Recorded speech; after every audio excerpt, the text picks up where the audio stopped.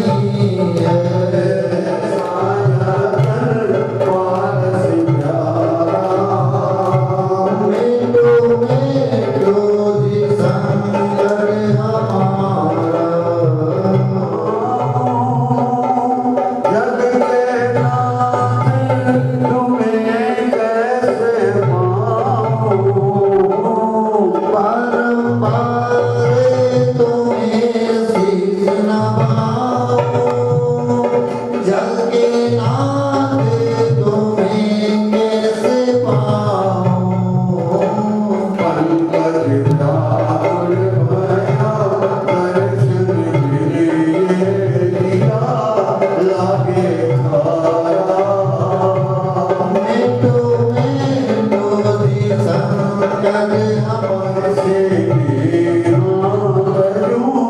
जीवन सारा तेरे चरणों में बीते हमारा मेरा ही संगत हमारा मेरा ही संगत हमारा।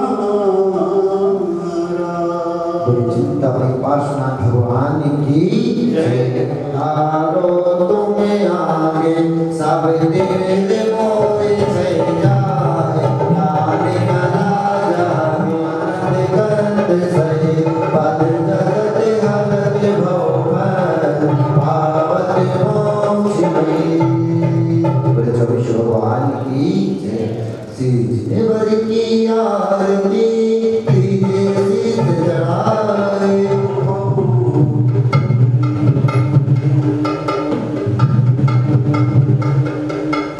सारे वादे हो गए झूठे सारे वादे हो गए झूठे सारे बंधन टूटे सारे बंधन छूटे साथ चले जो साथी बनकर साथ चले जो साथी बनकर राह में वो छूटे राह में वो छूटे साथ ना छोड़े कर्मों का कैसे मैं सुन जाऊं कैसे पार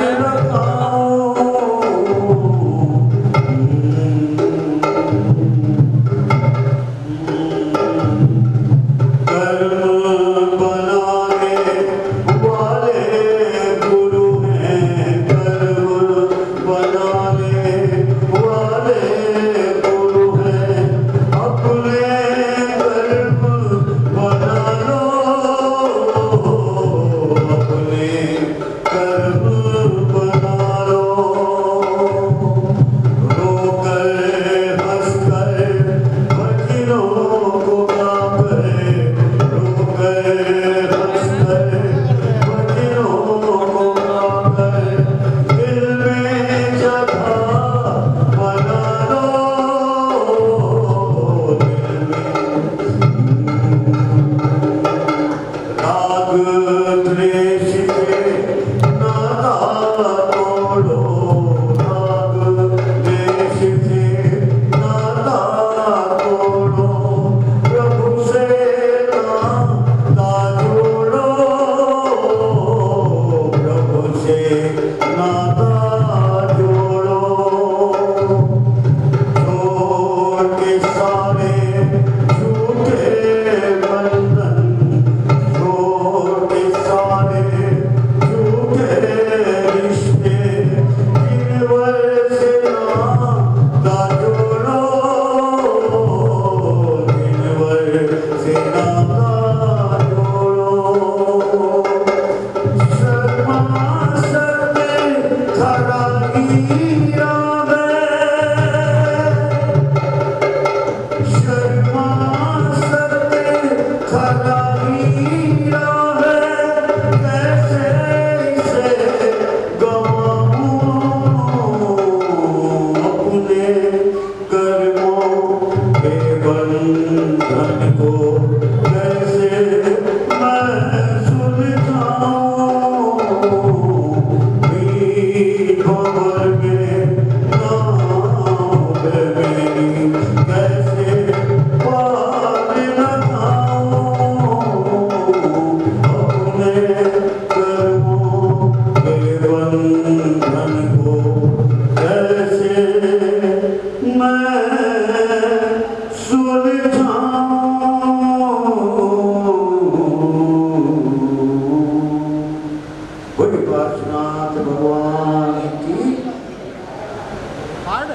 मुझे रास आ गया है किनारा, मुझे रास आ गया है तेरे दर पे सर झुकाना।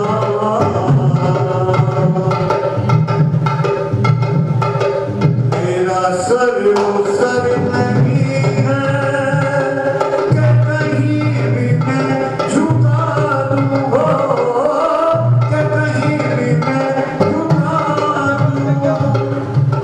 जिस दर पे सर ना झुके उसे दर नहीं कहते, जिस दर पे सर ना झुके उसे दर नहीं कहते, और जो हर जगह झुक जाए उसे सर नहीं कहते। मेरा सर वो सर नहीं है कि कहीं भी मैं झुका दूँ, हो कि कहीं भी मैं झुका दूँ। एक बार झुक गया तो, एक बार झुक गया तो आता नहीं उठाना। एक बार झुक गया तो आता नहीं उठाना। तुझे मिल गया पुजारी, तुझे मिल गया पुजारी, मुझे मिल गया ठिकाना। मुझे राज आ गया है तेरे दर पे सर झुकाना।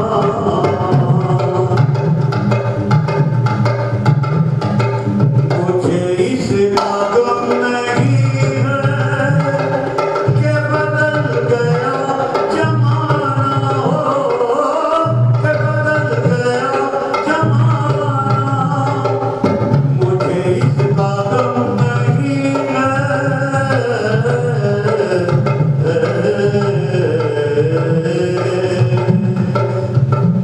आंखों गैरों की बात करते हैं, हमने अपने भी आजमाए हैं। लोग कांटों से बच के चलते हैं, हमने फूलों से जख्म खाए। मुझे इसका गम नहीं है कि बदल गया जमाना, हो कि बदल गया जमाना। मेरी जिंदगी के मालिक, मेरी जिंदगी के मालिक, कहीं तुम बदल ना जाना। मेरी जिंदगी के मालिक, कहीं तुम बदल ना जाना। तुझे मिल गया पुजारी, तुझे मिल गया पुजारी, मुझे मिल गया ठिकाना। मुझे राज आ गया है तेरे दर पे सर झुकाना, तेरे दर पे सर झुकाना, तेरे दर पे सर झुकाना। बोलिए महावीर भगवान की।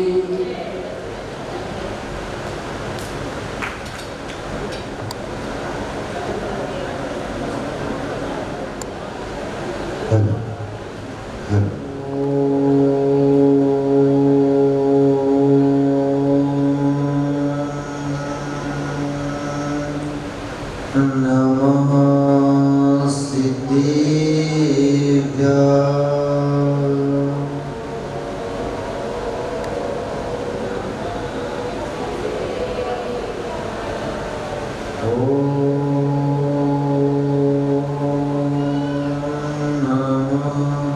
सिद्धिभ्याम्।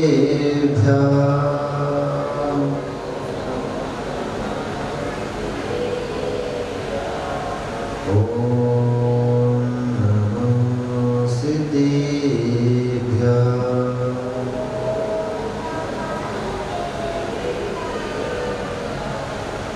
आशीष हाथ गुरु का जब से मिला है, संतोष का कमल जीवन में खिला है।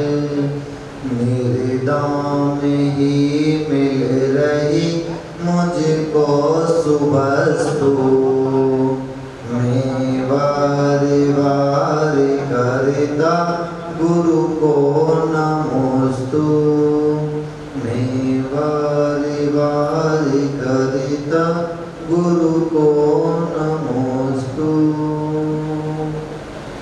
बोले विश्ववंदनीय श्री आदिनाथ भगवान की, पदम प्रभु भगवान की, चंदा प्रभु भगवान की, चिंतामणि पार्श्वनाथ भगवान की, वर्तमान शासन नायक श्री महावीर भगवान की, 10 लक्षण धर्म की, उत्तम आकिंचन्य धर्म की, द्वासंग जिनवाणी माता की, आचार्य गुरुवर से विद्यासागर जी महाराज की, समस्त मुनि संघों की, आदि का रत्न श्री षष्ठी भूषण माता जी की, आदि का रत्न श्री विश्वस्पति माता जी की।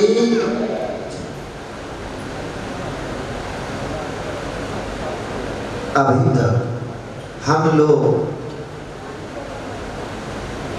अपने स्थान पर सभी बैठ जाएं।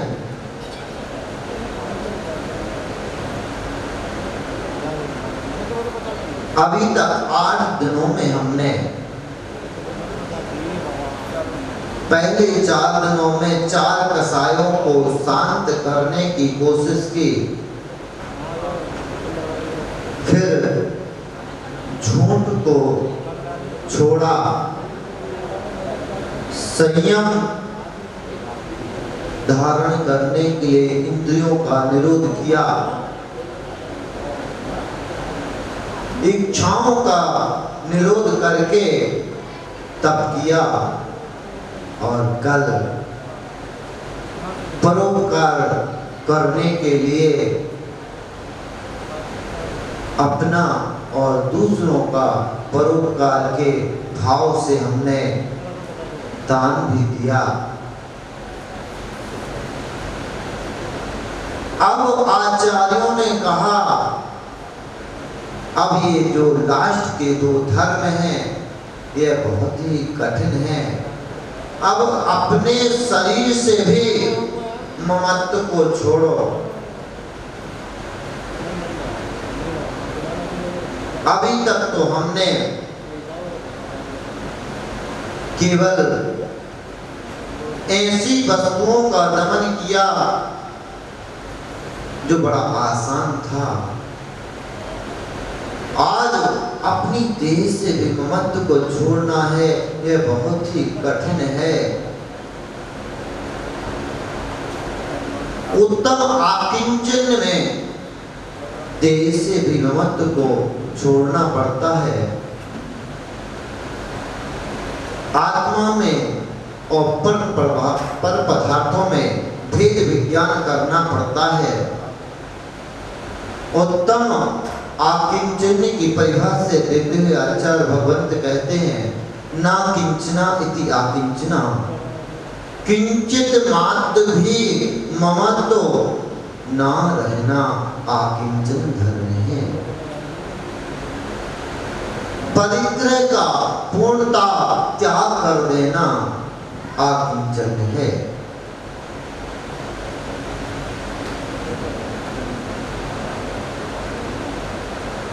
अपने शरीर को आत्मा से भिन्न पा लेना उत्तम आकिंचन धर्म है।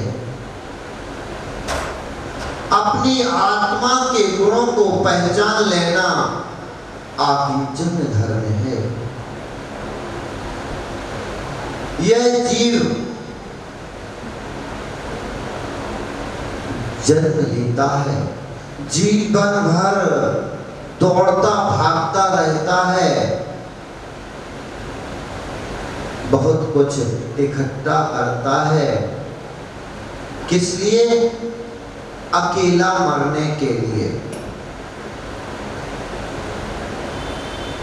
क्या जोड़ा हुआ साथ जाता है? जितना हमने जोड़ा है कुछ भी साथ जाने वाला नहीं है। फिर भी हम जोड़ते हैं और जीवन के प्रतिपल यही सोचते हैं कि ये हमारा है, मेरा है, मेरे बच्चों के काम आएगा।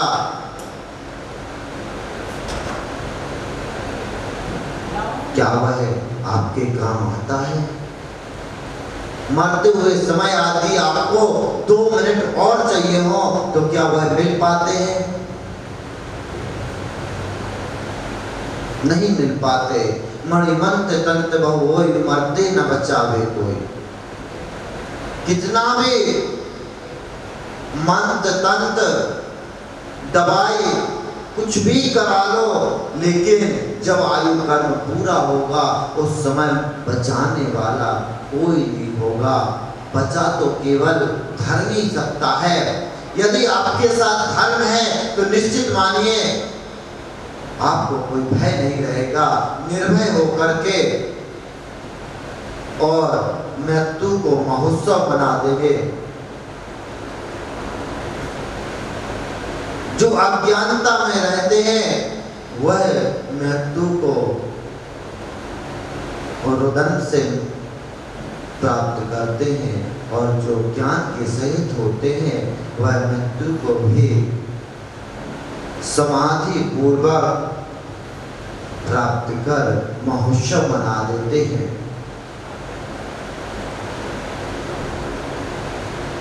इसलिए हमेशा ये ध्यान रखना है कि जन्म हमने क्यों लिया है, यहाँ किस लिए आए हैं और हमें जाना कहाँ है। ये 3 बातें हमेशा ध्यान रखना। कहाँ से आए हैं, क्यों आए हैं और कहाँ जाना है। यदि यह समझ में आ गया तो पूरा जीवन का परिभ्रमण समझ में आ जाएगा। हमारी यात्रा निबोध से शुरू हुई थी, बड़े संघर्ष करके, और हम इस मनुष्य पर्याय तक आ पाए हैं। कितने पुण्य किए होंगे जब यह मनुष्य पर्याय मिले। उसमें भी ऐसे करोड़ों जन्मों के पुण्य होंगे कि हमें जैन कुल मिला। जैन कुल मिलने पर भी ऐसे विशेष पुण्यों का समूह सामने आ गया होगा कि हमें देव शास्त्र गुरु की आराधना करने का अवसर मिला।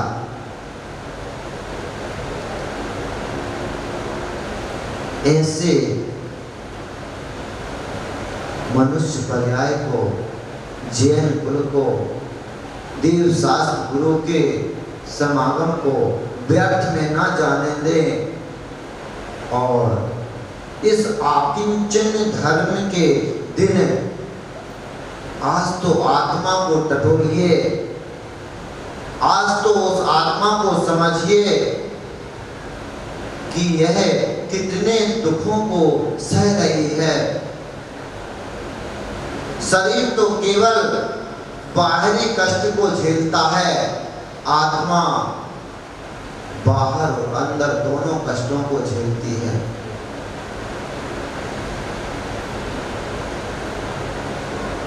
यदि किसी ने कुछ कहा, अशब्द कह दिए, हमारा हितैषी हो, तो दुख किसको? शरीर को कष्ट नहीं होता, उस समय आत्मा को कष्ट होता है। ऐसे कष्टों को आत्मा सह रही है।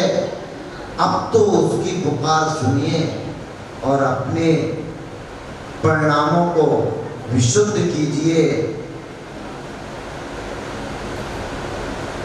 कहीं ना कहीं तो हमें उस आत्मा के विषय में भी सोचना पड़ेगा, तभी हमारा यह 10 लक्षण पर्व मनाना सार्थक है।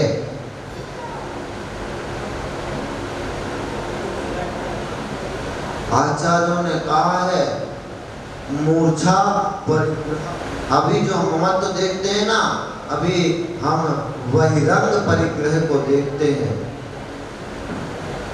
लेकिन जब अंतरंग परिग्रह को समझने लग जाएंगे तब पता लगेगा आत्मा के ऊपर भी कितना भार है।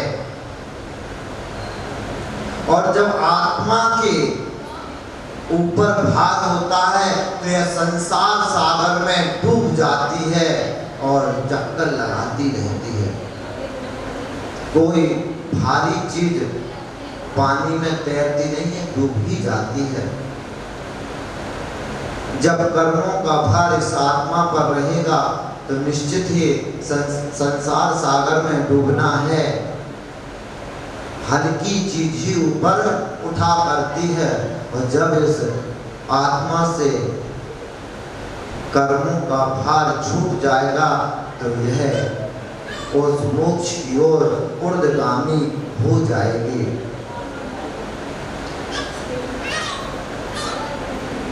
परिग्रह की बात आती है तो यह दो प्रकार का होता है, अंतरंग परिग्रह और बहिरंग परिग्रह। अंतरंग परिग्रह में मिथ्यात्व सबसे पहले आया।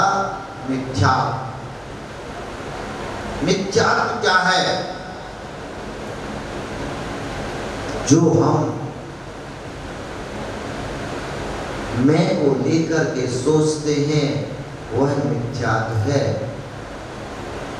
पंडित दौलत राम जी ने 6 धारा की दूसरी धारा में कहा है कि मिथ्या दृष्टि जीव क्या सोचता है? मैं सुखी दुखी मैं रंग राव, मेरे धन ग्रह को धन्य प्रभाव, मेरे सुततीय में सबल दीन, बेरूप सौभाग्य मूरख प्रवीण। मैं सुखी हूँ, मैं दुखी हूँ, मैं रंग यानी भिखारी हूँ, मैं राजा हूँ, मेरे धन ग्रह गोधन प्रभाव, मेरे धन पैसा है। गोधन पहले गाड़ी वाहन आदि को नहीं मानते थे धन। गाय कितनी है, बैल कितने हैं, रथ कितने हैं, मेरे धन ग्रह गोधन प्रभाव, मेरे गाय हैं, बैल हैं, रथ आदि हैं। किसके हैं? मेरे। यही हम भी सोचते हैं, ये मकान मेरा है, ये दुकान मेरी है, ये धन मेरा है, गाड़ी मेरी है, सब कुछ मेरा है। और ऐसा सोच करके उसी में फंसे रहते हैं, कभी उससे बाहर निकलने की सोचते ही नहीं है। जब छोटे होते हैं तब सोचते हैं बड़े हो जाएंगे, समझ आ जाएगी तो धर्म कर लेंगे। बालपने में ज्ञान न लहो, तरुण समय तरुणीरत रहो, और अर्ध में तक संभूढ़ापनो, कैसे रूप लखे आपो। बचपन में ज्ञान नहीं लिया, सोचा जब जवान हो जाएंगे, तरुण अवस्था होगी, तब ज्ञान प्राप्त कर लेंगे, तब शरीर में बल भी होगा, तब भी कर लेंगे।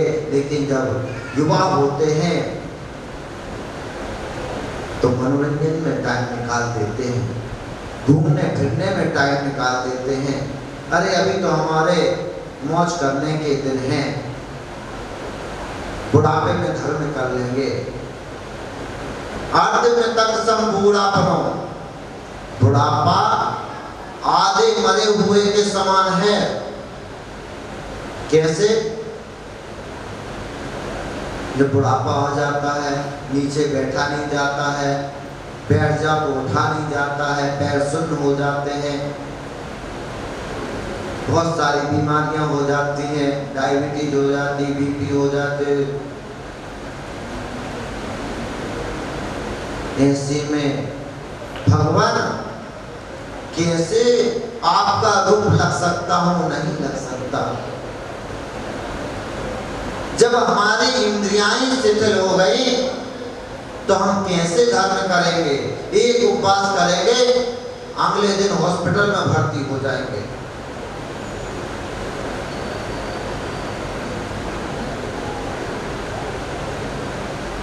यदि पूजा भी करनी पड़ गई व्रत के साथ तो आफत आ जाएगी, क्योंकि उस समय पर शरीर साथ ही नहीं देता। आप कैसे करोगे? इसलिए यदि धर्म करना है तो जिस समय आपको लगे उसी समय से शुरू कर देना चाहिए।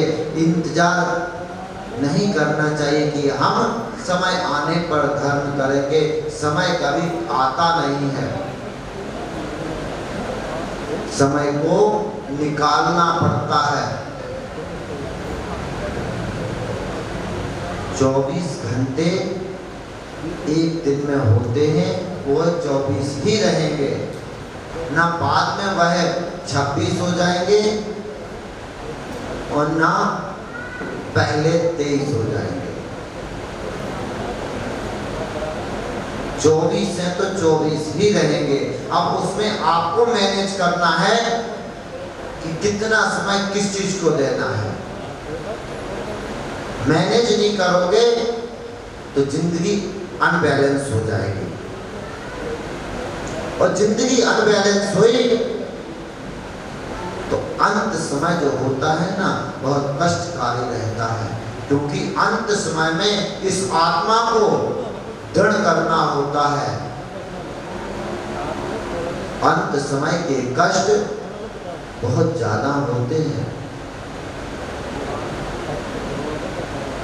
इसलिए हे भगवात्माओं, आज हमारा सौभाग्य जगा है कि यह 10 लक्षण पर्व मनाने का हमें अवसर मिला।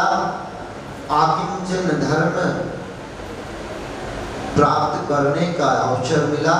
इस धर्म को अपने जीवन में अंगीकार कीजिए, चर्चा मत कीजिए। मैं पहले दिन से कह रहा हूं कि धर्म की चर्चा मत कीजिए।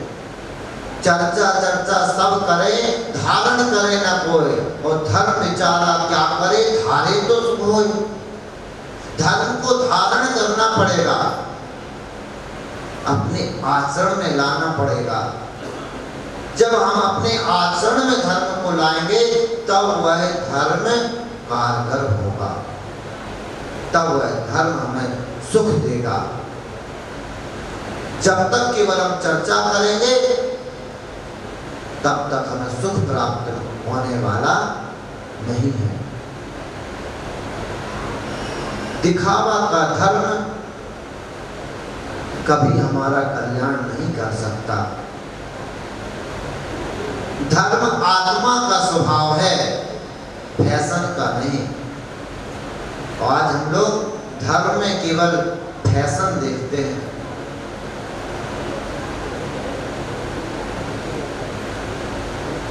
जहां फोटो खींच रही हो वहां सबसे ज्यादा भीड़ होती है, तो समझ लीजिए कि सारा प्रोग्राम यहीं चल रहा है। बिना फोटोग्राफी के पूजन तक नहीं होती है। जाप कर रहे हैं तब भी फोटो खींच रही है, तो क्या जाप करने से फोटो अच्छी आ जाएगी? देखिए, जो ये कैमरे आपको कैप्चर कर रहे हैं, ये केवल आपका बाहरी परिदृश्य दिखा सकते हैं, लेकिन जब तक आपका अंतरंग परिदृश्य अच्छा नहीं होगा तब तक आपकी फोटो कोई कारगर नहीं है। अंतरंग को अच्छा कीजिए, फिर अपने आप ही फोटो अच्छी आने लगेगी, और वो फोटो कर्म अपने आप बता देते हैं। इसलिए जितना करें, जैसा करें, शुद्ध मन से करें। उसमें कोई दिखावा ना हो, इतना परोपकार करें, निस्वार्थ करें। अगर आपको लगता है कि संसार में प्रेम है तो भ्रम है, संसार में प्रेम नहीं है। किससे प्रेम है? पुत्र से। पुत्र से इसलिए प्रेम करते हैं कि बुढ़ापे में वो सहारा देगा, और नहीं दिया तो वृद्धा आश्रम भेज दिया, फिर क्या करोगे? फिर प्रेम कहाँ गया?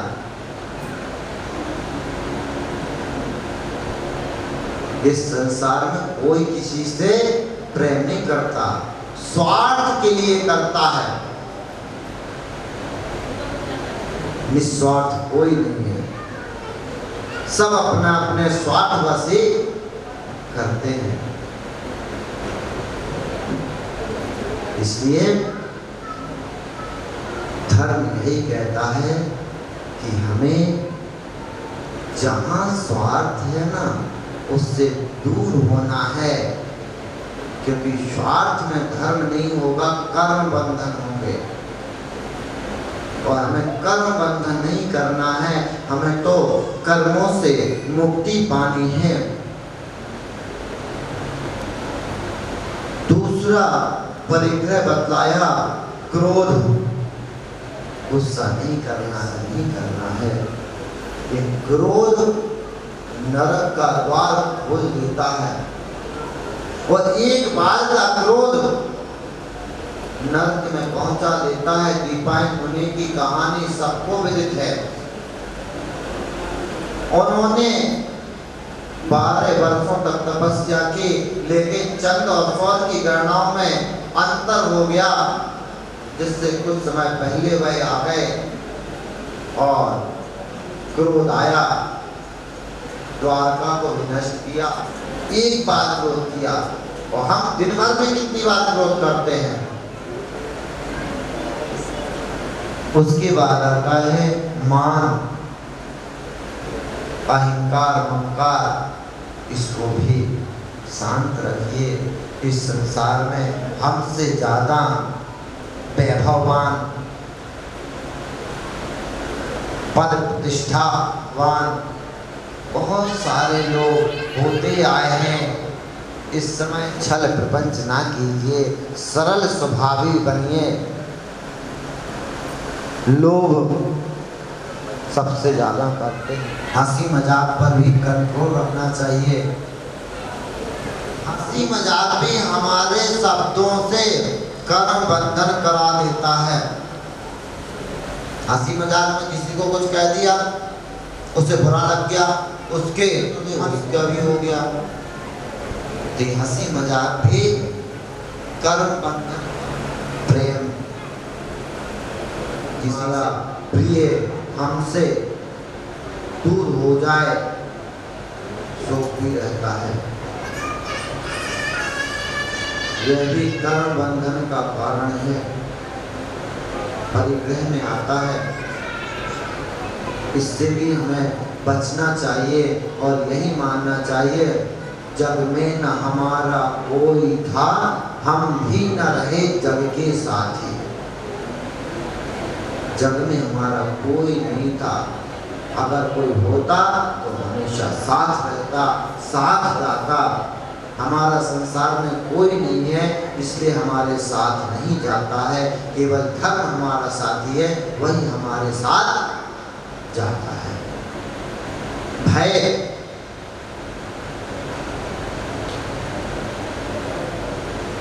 अपने से सबल से भय रहता है। अब जैसे हम लोग यहाँ तो बहुत बने रहते हैं, हमसे कौन टक्कर लेगा, हमारे सामने कौन बोलेगा, कौन क्या कर लेगा, और सामने शेर आ जाए तो कौन क्या कर लेगा, वही करेगा जो शेर की मर्जी होगी, हम क्या करेंगे उसमें। तो जो अपने से सबल है उससे भय रहता है। कभू माप भयो बलहीन, शबिलन कर खायो अतिदीन। जब निर्बल होते हैं तो सबल द्वारा प्रताड़ित किए ही जाते हैं। जुगुप्सा मतलब गिलानी किसी से नहीं करनी चाहिए। गिलानी तो हमें किसी से भी नहीं करनी चाहिए, खासकर मुनि महाराज साधुओं से किसी भी प्रकार की कोई गिलानी नहीं करनी चाहिए। वह परम पद में स्थित होते हैं, उनकी तो जितनी वैयावृत्ति की जाए हमारे जीवन का उतना ही कल्याण होने वाला है। ऐसे चतुर्वेद संघ की सेवा हमेशा करनी चाहिए। स्त्री वेद, पुंवेद और नपुंसक वेद, इस प्रकार से यह अंतरंग परिग्रह कहलाता है। बहिरंग परिग्रह में क्षेत्र, भूमि खरीद के डालते जाते हैं, कुछ हिसाब किताब उसका रहता ही नहीं है। मतलब आपके पास तो रहता है हिसाब किताब, लेकिन उसमें मर्यादा नहीं होती कि हमें कितनी खरीदनी है। जितनी मिल जाए सस्ते दामों में खरीदते जाओ, परिग्रह बढ़ाते जाते हैं। क्षेत्र के बाद आता है मकान। कितने जगह में आपको रहना है? 100 गज, 500 गज, 1000 गज, 5000 गज, कितने में रहना है? एक मर्यादा तो होनी चाहिए, हमें कितनी जगह की आवश्यकता है, उसके बाद का त्याग कर दीजिए।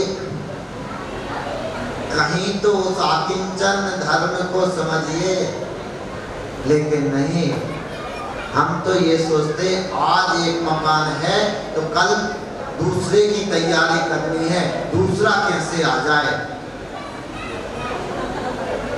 भैया क्या करोगे, किसके लिए जोड़ के जाओगे? मैं हमेशा कहता हूं कि आने वाली पीढ़ी के लिए आप संपत्ति देकर के ना जाएं, संस्कार देकर के जाएं। संपत्ति वो अपने आप जोड़ लेंगे, और यदि संपत्ति देकर के गए, संस्कार देकर के नहीं गए, तो निश्चित मानिए बिना संस्कारों के वह संपत्ति भी गंवा देंगे।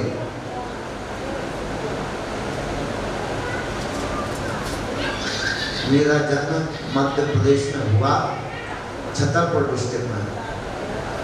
तो वहां पर पूरे डिस्ट्रिक्ट में एक समय पर एक परिवार का नाम एक तरफा लिया जाता था। कोई हो, उस परिवार से आगे बात नहीं होती थी। जिनके घर में सोना चांदी कोठरियों में भरे रहे, लेकिन उन्होंने भी कार्य ऐसा किया कि खुद तो व्यसन में लिप्त थे, बच्चों को भी व्यसन में लिप्त करते गए। आज की स्थिति में जो उनकी तीसरी जनरेशन है, उनके पास खाने तक के लिए नहीं बचा है। जिनके पास एक समय में पूरे जिले को चलाने के लिए संपत्ति हुआ करते थे, संस्कार नहीं दिए। अगर संस्कार दिए होते तो व्यसन में आकर के वह उस संपत्ति को बिगाड़ते नहीं, उसको और बढ़ा लेते। उन्होंने अपनी पीढ़ी को संपत्ति दी, बिना संस्कारों के उन्होंने गवा दी। इसलिए हमेशा ध्यान रखना कि हमें अपनी अगली पीढ़ी के लिए संस्कार देकर के जाना है, संपत्ति देकर के नहीं जाना है। उसके बाद परिग्रह में, बहिरंग परिग्रह में चांदी लिमिट मर्यादा कुछ है कि हमें जीवन काल में कितनी चांदी रखनी है?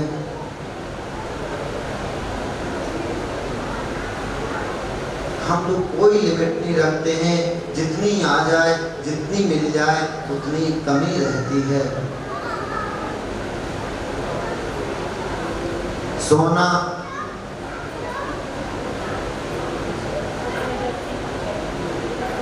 आज 10 ग्राम है तो कल सोचते हैं अभी तो सस्ता है, थोड़ा और लेकर के रख ले, भविष्य में काम आएगा।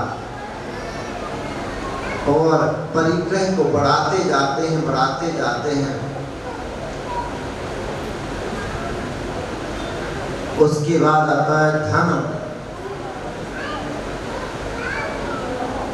पैसों का भी कोई हिसाब किताब नहीं है, कितना हमें जीवन में रखना है, कोई मर्यादा नहीं करते हैं।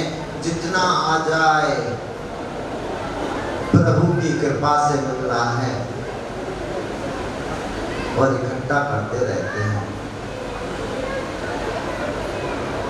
लेकिन यही पैसा हमें इस संसार चक्र में घुमाए रहेगा, इससे निकलने नहीं देगा।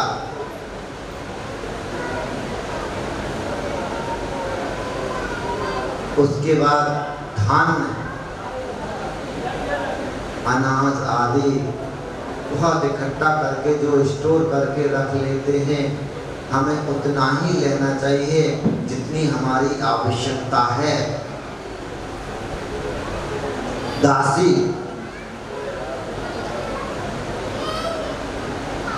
दासियां हम अपने कामों के लिए रखते हैं,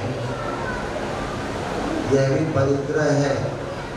दास नौकर आदि रख लेते हैं, खुद काम कर स्टेटस बढ़ाने के चक्कर में परिग्रह का दोष लग जाता है। जो कार्य हम स्वयं कर सकते हैं वह स्वयं करना चाहिए, ये परिग्रह नहीं बढ़ाना चाहिए। वस्त्र, कितने वस्त्र हमें उपयोग में आते हैं? 50 जोड़ी, 100 जोड़ी, 200, 500 जोड़ी, 1000 जोड़ी। कहीं तो मर्यादा करो कि हम इतने जोड़ी वस्त्र रखेंगे। फिर जितना संसार में उत्पादन हो रहा है, जितना हमारा नियम है, उसके दोषी तो हम हैं, उससे अलावा दोषी हम नहीं बनेंगे। लेकिन हमारी कोई मर्यादा नहीं होती है कि हमें वस्त्र कितने रखने हैं, बिना मर्यादा के ही चलते हैं। जितने वस्त्र खरीद सकते हैं खरीदते रहते हैं, खरीदते, चाहे उपयोग ना हो, एक बार पहने और रखे रहें। ये परिग्रह ही है, बिना आवश्यकता के आप रखे हुए हैं। मर्यादा करनी चाहिए, हमें कितने रखने हैं, कितनी आवश्यकता है। बर्तन, ये बहिरंग परिग्रह हैं, बाहर दिखाई देते हैं। कितने बर्तन रखने हैं, इसका भी विचार होना चाहिए। ऐसा नहीं कि जब भी धनतेरस आए 21 बर्तन खरीद दो तो शुभ होते हैं। इस शुभ के चक्कर में हमारा परिग्रह बढ़ता जा रहा है।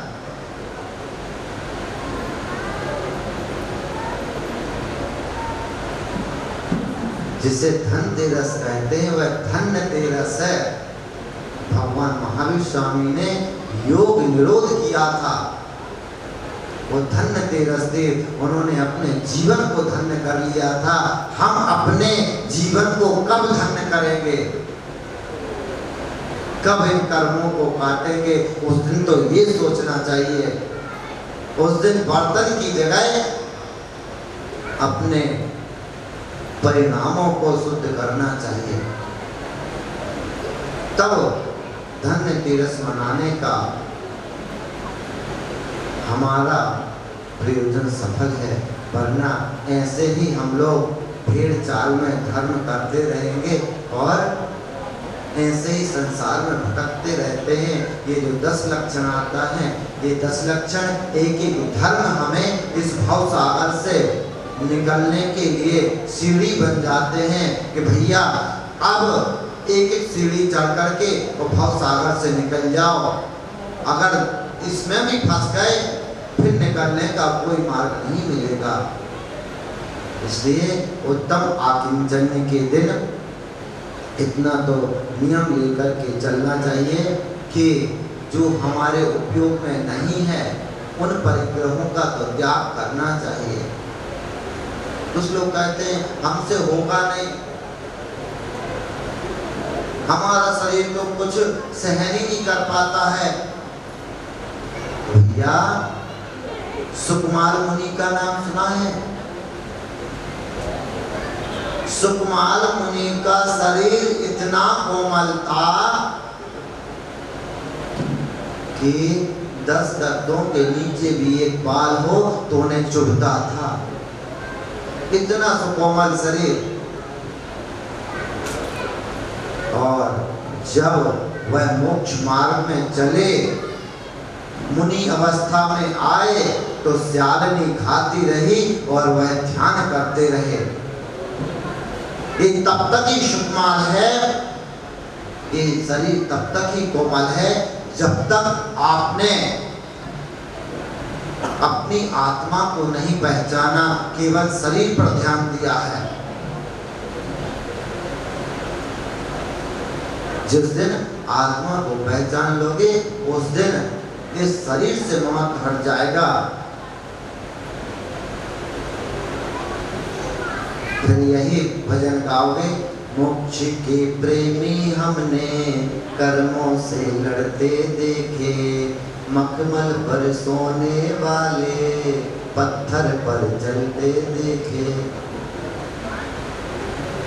जो मखमल पर भी सोने वाले होते हैं और जब उन्हें मोक्ष की चाह हो जाती है तो पत्थरों पर भी उनका शरीर नहीं छिलता,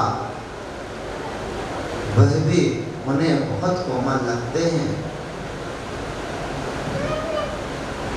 अभी तो केवल हम शरीर पर ही ध्यान देते हैं, शरीर को ही सुंदर बनाते हैं, शरीर के लिए ही सुबह से शाम तक लगे रहते हैं।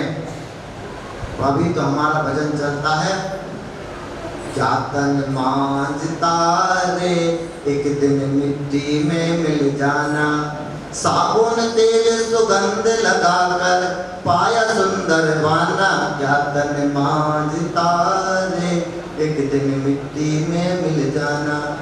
सुबह से परफ्यूम ड्यू सब यूज करते रहते हैं, क्रीम पाउडर, शरीर को सुंदर बनाने के लिए, फिर भी शरीर सुंदर नहीं बनता।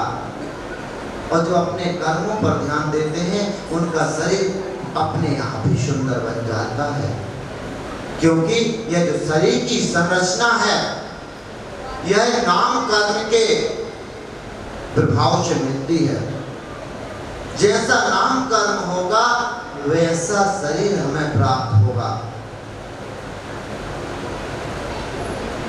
यदि हमारा नाम कर्म अशुभ है फिर कितना ही प्रयत्न कर लो कि काया में रोग ना हो, ऐसा हो ही नहीं सकता। काया में रोग रहेगा, रूप भी शरीर मिलेगा। और जहाँ नाम कर्म शुभ है वहाँ कुछ करने की जरूरत नहीं है, अपने आप कामदेव जैसा सुंदर शरीर प्राप्त हो जाता है। ये सब कर्मों की प्रधानता है। कर्म अच्छे कीजिए, परिणाम अपने आप अच्छे हो जाएंगे। आज का धर्म हमें यही सिखाता है कि हमें अपने कर्मों से आत्मा और शरीर में भेद विज्ञान करके और उस आत्मिक गुण को प्राप्त करना चाहिए। बोले उत्तम आकिंचन धर्म की जय।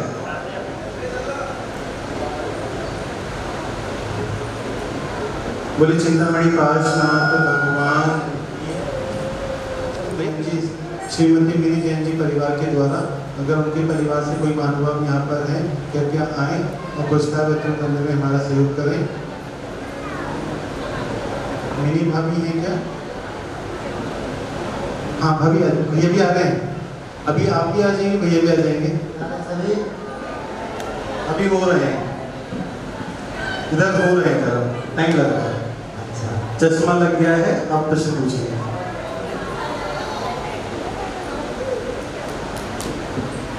हेलो, पहला प्रश्न तो आसानी आता है। परिग्रह कितने प्रकार का होता है? 1 2 3 4 5 6 7 8 9 10 10। भैया प्रश्न ये इतना ही है, उनके नाम भी बताने हैं। केवल मैंने यही क्वेश्चन किया, परिग्रह कितने प्रकार का है?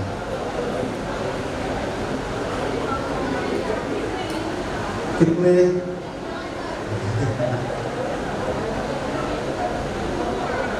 हमारे जो बहुत सुंदर। लोग पहले वो स्वागत करेंगे। अच्छा, तो सभी से पूछते रहे प्रश्न। फिर कुछ बच्चे तो हैं यहाँ पे, इधर पीछे बैठे हुए 2-3 बच्चे, यही बता देंगे। बिल्कुल जी। बच्चों को बताना है कि पार्श्वनाथ भगवान का जन्म कहाँ पर हुआ है? 1 2 3 4 5 6 7 8 9 10 10। जी भैया। उत्तम आकिंचन धर्म किसे कहते हैं? अब तो ठीक है, अब तो प्रवचन से पूछा। जी। उत्तम आकिंचन धर्म किसे कहते हैं? बहुत सुंदर। उसका निवेदन, कृपया आए और मंच पर क्वेश्चन लिए जाएंगे। एक महिलाओं के लिए रहेगा, एक पुरुषों के लिए रहेगा। तो पहला प्रश्न पुरुषों के लिए 9वें भाव में, आज 9वां दिन है, 9वें भाव से प्रश्न। अयोध्या से पारसनाथ भगवान का जीव आयु पूर्ण करने के बाद कहाँ पर जन्मा और वहाँ की आयु कितनी थी?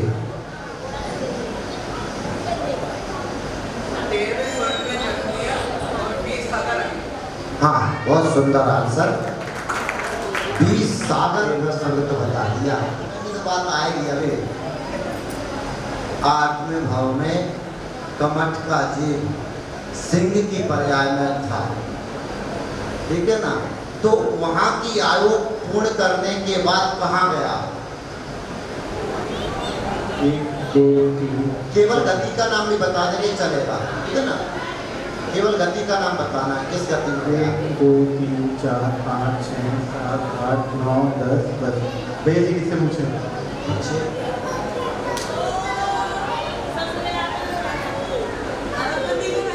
पारसनाथ भगवान आप परिभास को भानु शिव खानी है, चांद्रबे जानबे को जानबे को परम प्रमानी है, अनुभव हो न सहायबे को भव्य हो विस्तारबे को यही जिन्हें वाणी है।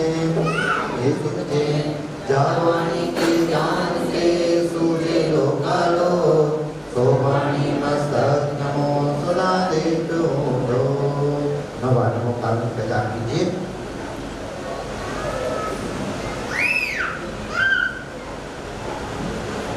लाल भैया मेरी आवाज सुन रहे हैं तो कृपया मन समर्पण होने में आ जाए। बोले द्वासम निर्माणी माता की।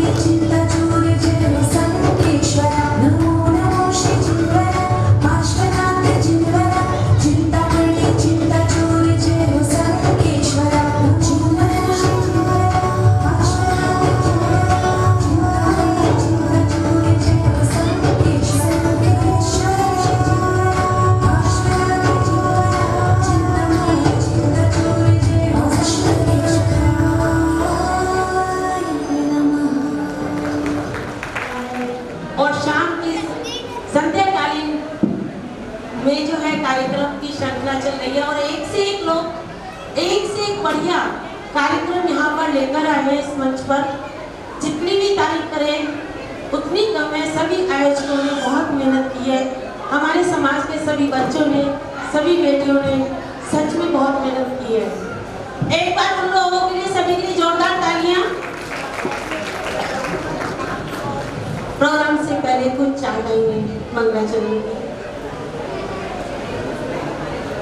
मंगलम भगवान वीरो, मंगलम गोतमो गणी, मंगलम कुंद कुंद्यातो, जैन धर्मोस्तु मंगलम। सर्वमंगल मांगल्यम सर्वकल्याण कारणम, प्रधानम सर्वधर्माणाम, जैनम जयति शासनम, जैनम जयति शासनम। बोलिए आदिनाथ भगवान की, बोलिए काशीनाथ भगवान की, बोलिए महावीर भगवान की। आपके जयकारों की आवाज नहीं आई। कम से कम आवाज ऐसी तो हो कि प्रोग्राम यहाँ हो रहा है और आवाज हमारी सृष्टि भूषण माता जी और विश्वश्री माता जी के पास तक पहुँचे। बोलिए काशीनाथ भगवान की, बोलिए महावीर भगवान की, उत्तम आदिचंद धर्म की जय हो। आज हम यहाँ पर बहुत ही, मैं सुषमा जैन, मैं रीमा जैन, आपके लिए बहुत ही सुंदर सी मनमोहक नाटिका आपके सामने प्रस्तुत करने जा रहे हैं। हम लेकर आए हैं, प्रस्तुत हमारे बच्चे और हमारी बेटियां और भाभी कर रही हैं। तो आइए दिखाने जा रहे हैं, जिसका नाम है प्रभु चले पैरागिरी ओर। समय ज्यादा ना लेते हुए सीधा चलते हैं नाटिका की ओर। एक जोरदार जयकार, एक तालियां जरूर बजाते हैं। आइए, इंतजार बस थोड़े ही क्षणों का है, होने वाला है। रीमा भाभी परमिशन दें तो हम शुरू करवाएं।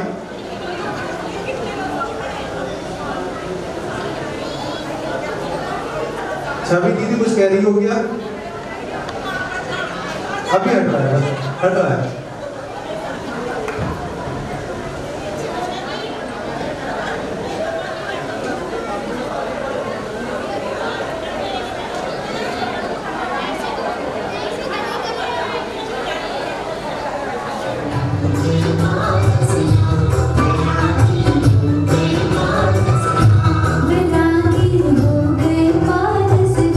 विरागी हो गए पारसनाथ।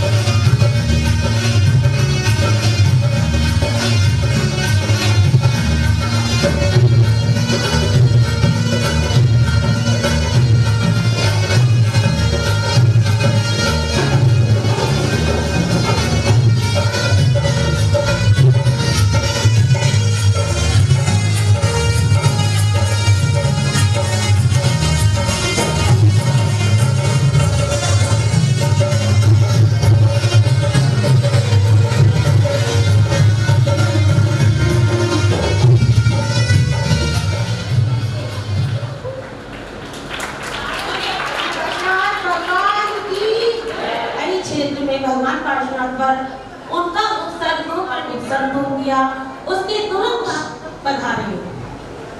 बोले पार्श्वनाथ भगवान की। अब जब प्रभु मोक्ष पधार गए,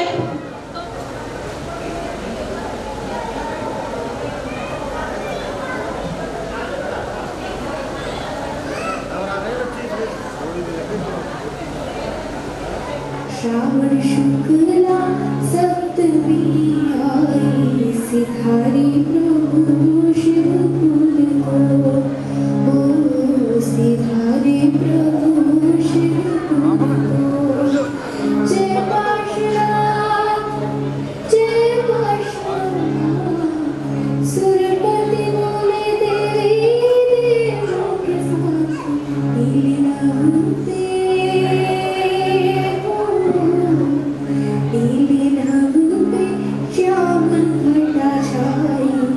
सिधारी प्रभु शिवपुर को। सिधारी प्रभु शिवपुर को।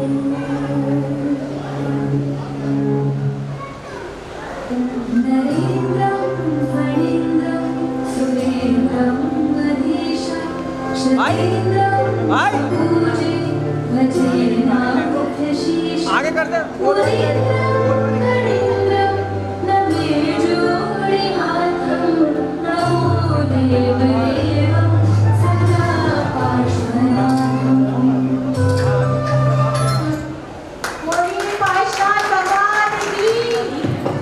प्रभु चले वैराग्य की ओर। उन्हें वैराग्य कैसे हुआ, फिर उन्होंने तप किया, तब के समय दूर जाओ, पास जाओ, जगह जगह जाओ, आपको तीर्थों के बारे में पता चल जाएगा। सबको लेकर नमन आओ, अतुल अंकल आइए, प्रवेश अंकल जी सारे आइए, सभी अपनी जगह से शुरू हो जाओ। मन करेगा तो यहाँ तक आ जाना।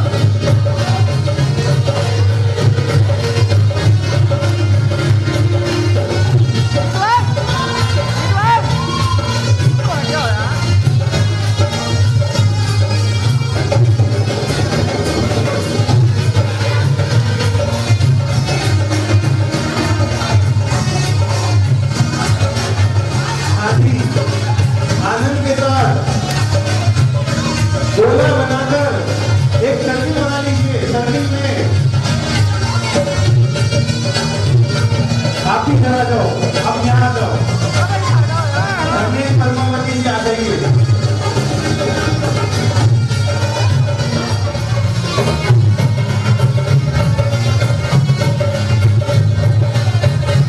लड़की ड्रॉपर रजिस्टर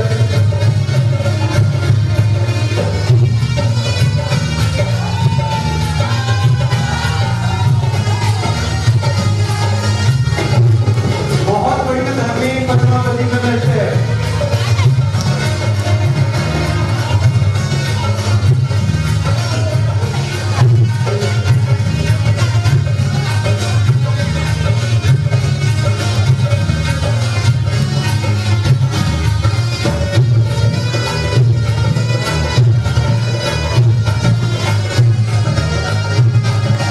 रीमा भाभी के लिए बात कर रही है, तो रीमा भाभी एक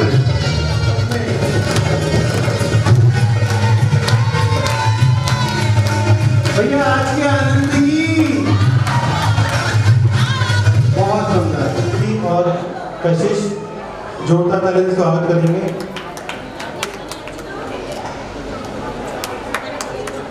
चलिए इधर देखिए, लो बेटा।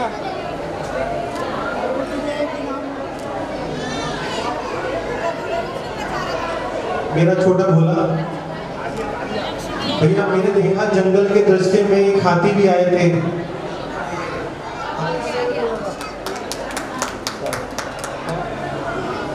और जो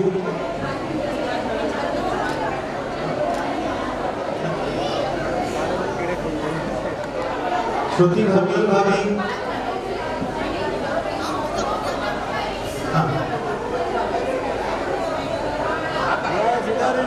अभी सामने देखो, फोटो फोटो फोटो।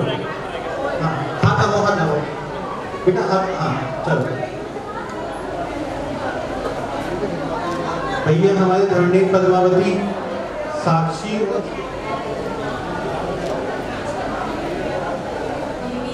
जिन्होंने बहुत ही सुंदर नृत्य के लिए कमेंट का रोल, इससे बेहतर कोई रोल नहीं कर सकता था।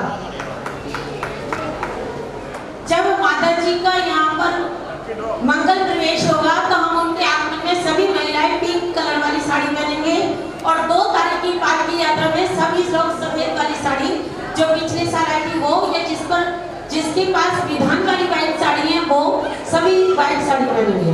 2 तारीख को 2 अक्टूबर को पालकी यात्रा में, और 1 तारीख को पिंक गुलाबी साड़ी। ठीक है, जोरदार तालियां स्वागत।